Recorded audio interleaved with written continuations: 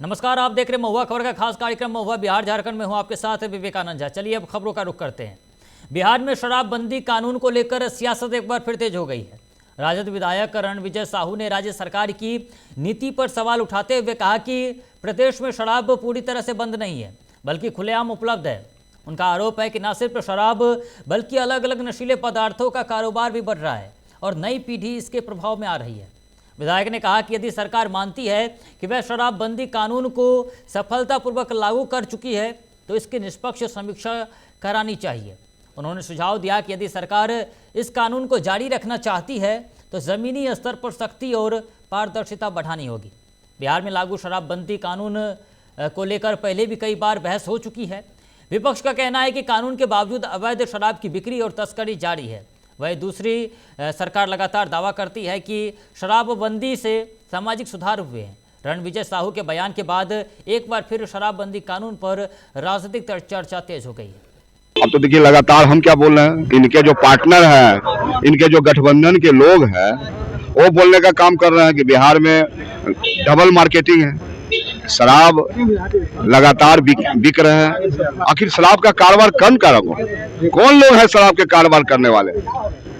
क्या पुलिस, बिहार के एक्साइज इतने कमजोर हैं कि उन माफिया को, उन अपराधी को जो शराब के कारोबार करते हैं उनको नहीं पकड़ सकते हैं? तो पुलिस पूरी तरह से पंगु हो गई है। और सत्ता में जो बैठे लोग हैं, बड़े लोग हैं, सफेद पोश हैं, जिनको संरक्षण। वही पटना से बड़ी राजनीतिक खबर सामने आई है, जहां विधानसभा सदन में आरएलएम विधायक माधव आनंद और उनके द्वारा शराबबंदी की समीक्षा की मांग उठाए जाने के बाद बिहार की राजनीति में यह मुद्दा गर्मा गया है। सदन के भीतर और बाहर शराबबंदी को लेकर पक्ष और विपक्ष आमने सामने हैं और एक दूसरे पर आरोप प्रत्यारोप का दौर जारी है। विपक्षी विधायकों का कहना है कि राज्य में शराबबंदी सिर्फ कागजों पर है, जबकि ज़मीन पर शराब की होम डिलीवरी तक हो रही है। वहीं आरजेडी विधायक भाई वीरेंद्र ने बहस को आगे बढ़ाते हुए शराबबंदी के साथ साथ गांजा और खैनी पर भी सवाल खड़े कर दिए हैं। उनका कहना है कि अगर नशाबंदी लागू करनी है तो सभी नशे पर समान नीति बननी चाहिए। अब देखना दिलचस्प होगा कि सरकार शराबबंदी कानून की समीक्षा कर कोई ठोस निर्णय लेती है या फिर मौजूदा व्यवस्था ही जारी रहती है। इस तरह की नीतियां सरकार के स्तर से जो बनाई गई थी, जो सरकार ने 2016 में महागठबंधन सरकार रहते हुए शराबबंदी को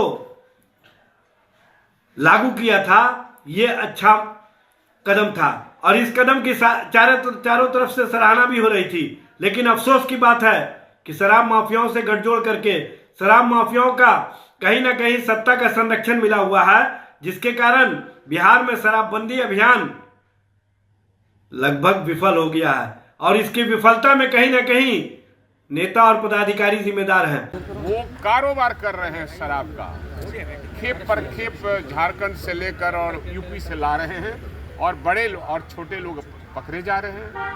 ट्रक उनकी आ रही है, पकड़े जा रहे हैं छोटे लोग। इसलिए रसूखदार लोग चाहते ही हैं कि शराब ऐसी तरह बंद रहे और हम बेचते रहे। सदन में तो ये बात हो रही ना कि सदन के सदस्य भी अब कुछ लोग शराब पीते हैं। कौन पीता है नहीं पीता है, जांच का विषय सरकार उनकी है, जांच करा लें, अच्छी बात है। शराबबंदी है बिहार में, आपको लगता है? एकदम शराबबंदी नहीं है। चलिए, कितना घाटा हुआ, अब वो आंकड़ा क्या होता है, 8,000 करोड़ है कि 10,000 करोड़ साल में है, वो तो जब हम लोग आकलन करेंगे तब होगा। चालू होना चाहिए क्या? समीक्षा होनी चाहिए, समीक्षा होनी चाहिए, एकदम कंफर्म। नहीं, समीक्षा होनी चाहिए, मैंने मांग की, बाकी सरकार का काम है। चलिए, देखिए, सदन में जब प्रश्न उठता है तो सदन में प्रश्न उठाने का अधिकार किसी भी विधायक को होता है। मैंने आदरणीय मुख्यमंत्री जी के नेतृत्व में बिहार में जितने काम हुए सारी बातों का मैंने जिक्र किया।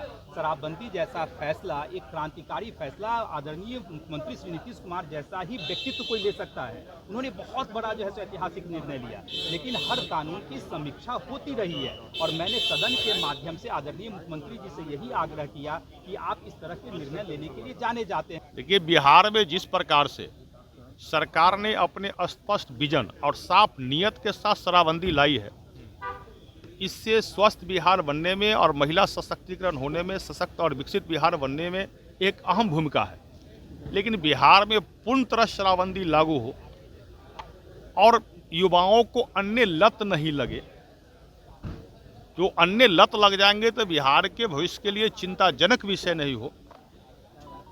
इसलिए पूर्णतः बिहार में शराबबंदी लागू हो, इसकी समीक्षा तो हो सकती है। विजय चौधरी जी तो कह रहे हैं कि समीक्षा की कोई आवश्यकता ही नहीं है।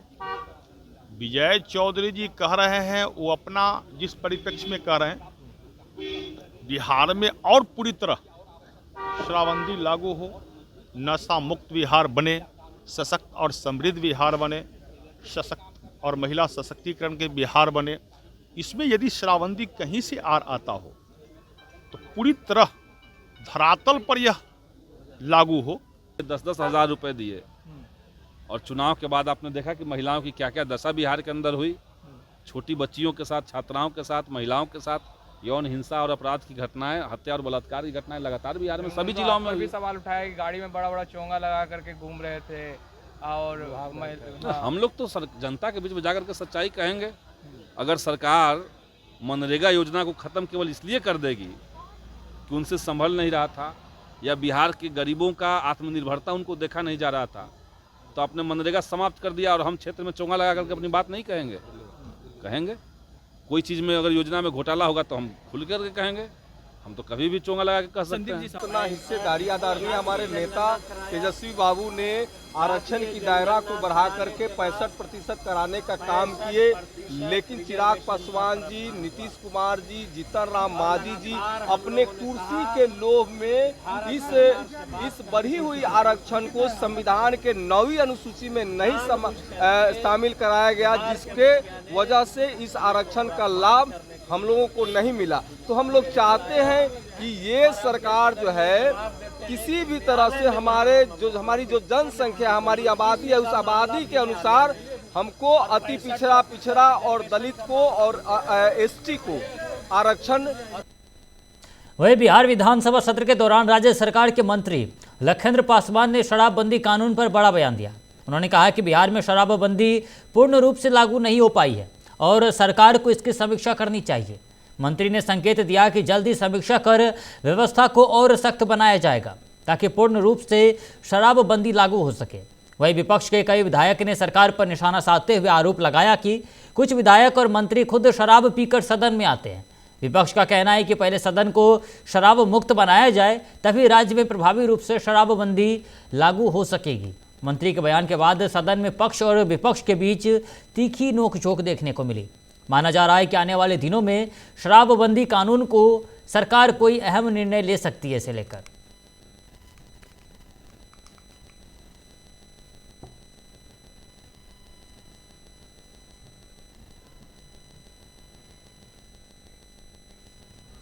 वहीं बिहार विधानसभा सत्र के दौरान विधायक आनंद माधव ने शराबबंदी कानून को लेकर सदन में बड़ा बयान दिया।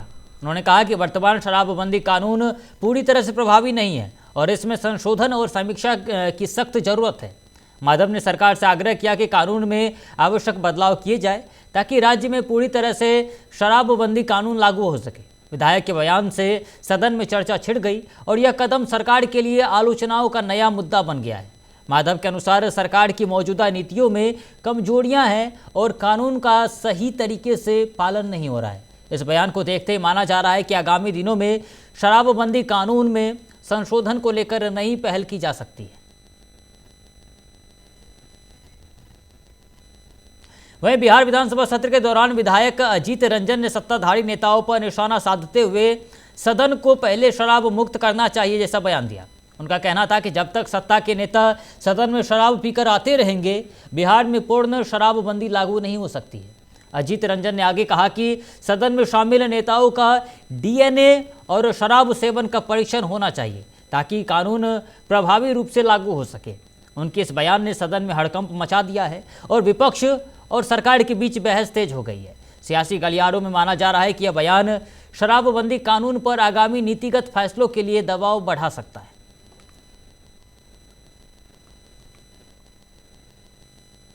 वहीं बिहार विधानसभा सत्र के दौरान जदयू के विधायक अजीत कुमार ने शराबबंदी कानून पर बड़ा बयान दिया है। उन्होंने कहा कि बिहार में शराबबंदी पूर्ण रूप से लागू है और इसे लेकर किसी भी तरह की ढील नहीं दी जा रही है।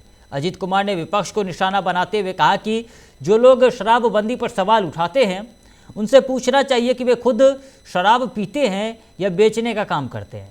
विधायक ने बताया कि मुख्यमंत्री नीतीश कुमार ने प्रदेश में शराबबंदी कानून को पूरी तरह से लागू किया है। उन्होंने कहा कि सरकार का लगातार शराब के अवैध कारोबार और सेवन में संलिप्त लोगों के खिलाफ कार्रवाई करती रही है और कानून की प्रक्रिया और निगरानी हमेशा बनी रहती है। अजीत कुमार के बयान से यह स्पष्ट किया गया कि सरकार शराबबंदी कानून के पालन में सख्त है और किसी भी तरह की अफवाह या आरोपों को बेबुनियाद बताया। पहला सवाल यह है कि शराबबंदी कानून की समीक्षा हुई। कांग्रेस के विधायक ने एक बड़ा बयान दे दिया है कि अगर इस सदन के अंदर विधायकों का ब्लड टेस्ट हो जाए तो शराबबंदी कानून की समीक्षा पूर्ण हो जाएगी। आप लोग तैयार हैं? देखिए, बिहार के अंदर शराबबंदी है और माननीय मुख्यमंत्री नीतीश कुमार जी ने इसको काफी गंभीरता से इस प्रदेश के अंदर पिछले 10 वर्षों से ये लागू है। जहां तक कांग्रेस के माननीय विधायक ने कहा है जांच कराने के लिए, तो वो किस परिस्थिति में कहा है, क्या उनका सोच है, ये तो वो बतावेंगे। बाकी तो हमारी जो प्रक्रिया है शराबबंदी के लिए जो कार्रवाई होती है हर। वहीं बिहार विधानसभा में कांग्रेस के विधायक अभिषेक रंजन ने शराबबंदी कानून को लेकर बड़ा बयान दिया है। उन्होंने कहा कि राज्य में शराबबंदी कानून पूरी तरह से प्रभावी नहीं है और इसे समय समय पर समीक्षा और संशोधन की जरूरत है। विधायक ने सरकार से आग्रह किया कि कानून का सही तरीके से पालन सुनिश्चित किया जाए और अवैध शराब की बिक्री और सेवन पर कड़ी निगरानी रखी जाए। कि शराबबंदी तो आप सब भी जानते हैं कि बिहार में फेल ही साबित हो रही है। गांव स्तर से लेकर शहर तक जो शराब है वो के माध्यम से पहुँचाया जा रहा है, पर जो सरकार है वो हट पे बैठी हुई है कि उसकी समीक्षा नहीं करेगी। एक तरफ राजस्व का घाटा भी हो रहा है और जो उद्देश्य था शराबबंदी का वो भी प्रथम दृष्टया तो लागू होते हुए नहीं दिख रहा है। अभिषेक जी, अभी आपके घटना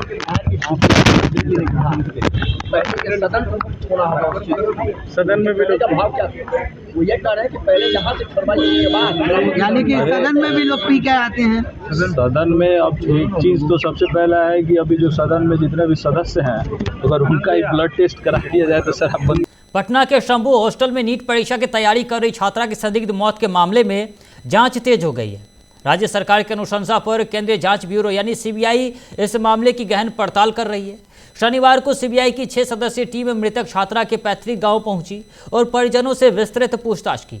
टीम ने आवश्यक कागजी कार्रवाई करते हुए घटना से जुड़े अहम तथ्यों की जानकारी जुटाई। जांच के दौरान एजेंसी ने छात्रा के भाई का मोबाइल फोन भी जब्त कर लिया।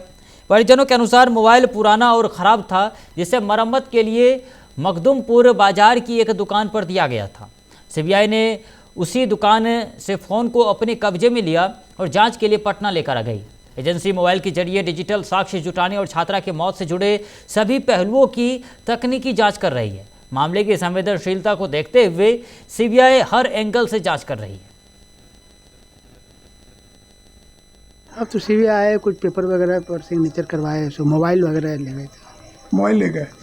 कहाँ से मिला मोबाइल? मोबाइल रखा हुआ था मखदुमपुर में बनाने के लिए दिया गया था, वहीं से मोबाइल लेके गए, चले गए। ठीक है, अभी ले गए। अच्छा, कितने बार आई? कौन सी टीम थी कलकत्ता में? कितनी कब आई? सीबीआई वाला टीम थे। कब आई थी? आए थे करीब 2:30-3 बजे। दूसरी बात है, वही नगर निकाय चुनाव 2026 को शांतिपूर्ण और निष्पक्ष ढंग से संपन्न कराने के उद्देश्य से उपायुक्त समीरा एस और पुलिस अधीक्षक रेशमा रमेशन ने शहर के अलग अलग मतदान केंद्रों पर निरीक्षण किया। इस दौरान वार्ड 5, 6 और 26 के कई बूथों पर पहुंचकर व्यवस्थाओं का जायजा लिया गया। एसपी ने सुरक्षा व्यवस्था को लेकर अधिकारियों को आवश्यक दिशा निर्देश दिए और संवेदनशील बूथों पर विशेष निगरानी रखने को कहा।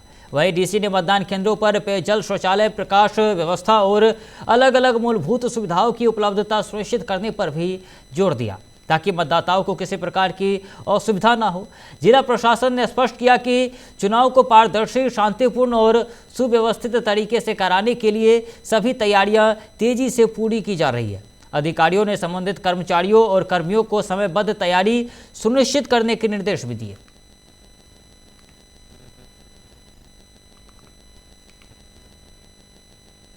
वही रामनगर से इस वक्त की बड़ी खबर आ रही है, जहां भैरवगंज मुख्य सड़क पर परिजनों द्वारा शव रखकर पिछले 3 घंटे से विरोध प्रदर्शन किया जा रहा है, जिसके कारण आवागमन पूरी तरह से बाधित हो गया है। जानकारी के अनुसार रामनगर मोतीपुर पुल के पास नहर में डूबने से एक युवक की मौत हो गई। मृतक की पहचान बेतिया धूमनगर निवासी अभिषेक कुमार के रूप में हुई है। वह अपने बहन के यहाँ बांसगांव पर सोनी शादी का कार्ड देने गया था और वापस लौटते समय यह हादसा हुआ। स्थानीय लोग प्रशासन से न्याय की मांग कर रहे हैं और सड़क पर शव रखकर विरोध प्रदर्शन जारी है। पुलिस और प्रशासन ने मौके पर पहुंचकर स्थिति को संभालने की कोशिश की। रामनगर मोती पुल के समीप नहर में डूबने से एक युवक की मौत हो गई है, जिसके बाद परिजनों के द्वारा सड़क पर शव रखकर विरोध प्रदर्शन किया जा रहा है। मेरे पीछे देख सकते हैं कि शव रखा गया है और घंटों से पिछले 3 घंटों से आवागमन बाधित कर दिया गया है और यहाँ पे जो स्थानीय प्रशासन उनके खिलाफ नारेबाजी की जा रही है। बता दें आपको कि रामनगर एसडीपीओ मौके पे पहुंची थी, जहाँ पर लोगों को समझाया बुझाया गया है और ग्रामीणों का कहना है कि गंडक विभाग की लापरवाही के कारण यह मौतें लगातार हो रही है। बता दें आपको कि पुल पर ना कोई बैरिकेडिंग की गई है, ना कोई रेडियम लगाया है, जिसके कारण आए दिन यहाँ पे घटनाएं होती रही है। प्रशासन और गंडक विभाग सिर्फ मुख्य दर्शक बना हुआ है। अभी तक कोई भी संज्ञान नहीं लिया गया है, जिसको लेकर यहाँ पे ग्रामीण एकत्रित हो गए हैं और विरोध प्रदर्शन किया है। पिछले 3 घंटों से आवागमन को बाधित कर दिया गया है और यहाँ के ग्रामीणों की भी मांग है कि गंडक विभाग के द्वारा कोई ठोस कदम उठाए। तो फिलहाल के लिए महुआ खबर का खास कार्यक्रम महुआ बिहार झारखंड में इतना ही। ऐसे तमाम खबरों के लिए बने रहिए महुआ खबर के साथ। नमस्कार।